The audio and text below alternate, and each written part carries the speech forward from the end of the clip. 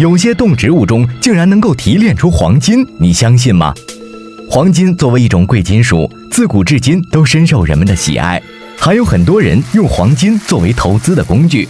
人们通常认为，只有从金矿中才可以提炼出黄金。当然，另外一个众所周知的事实是，从一些废弃的电子元器件、合金制品或者人们常见的金饰品中也能提炼出黄金。但是要说从植物中也能提炼出黄金，知道的人恐怕就不多了。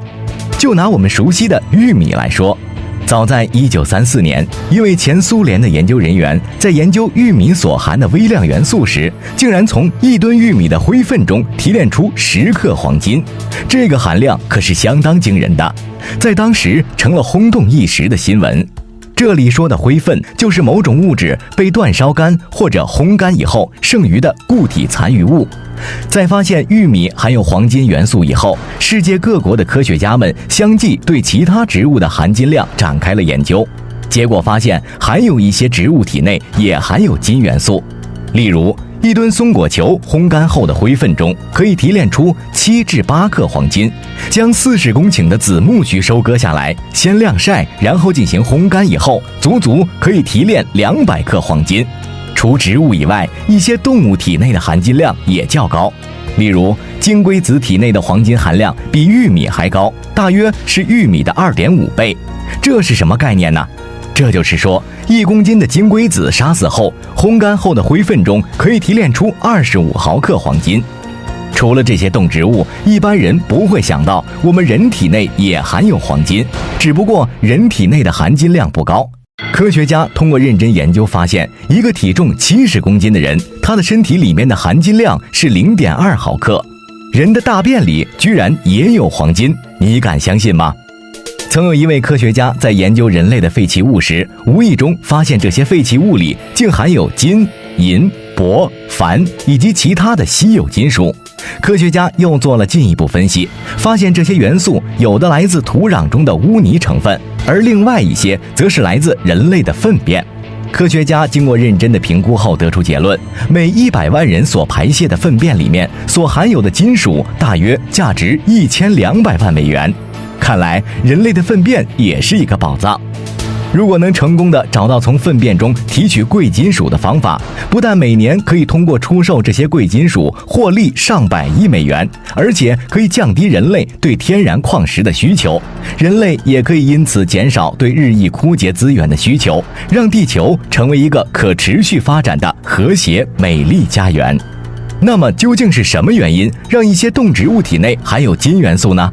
这就要从科学的角度来分析了。生物学中对这种现象有个解释，叫做生物富集现象。所谓生物富集，就是指生物体内会从环境中不断摄取物质，同时又通过新陈代谢不断分解和排出这种物质。但从某种元素被植物从土壤或岩石中吸收以后，植物体对这些元素难以分解或者难以排出，随着植物的不断生长，这些元素就会在植物体内不断聚集，最终就会达到一定的浓度。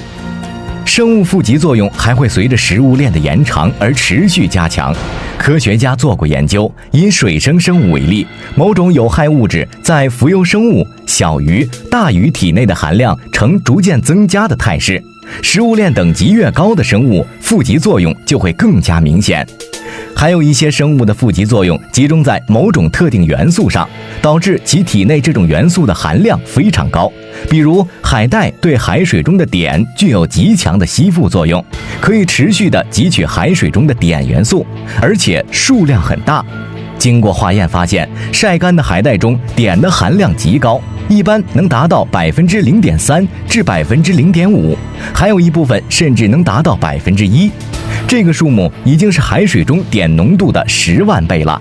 由此可以想象，海带对海水中碘元素的生物富集有多么厉害。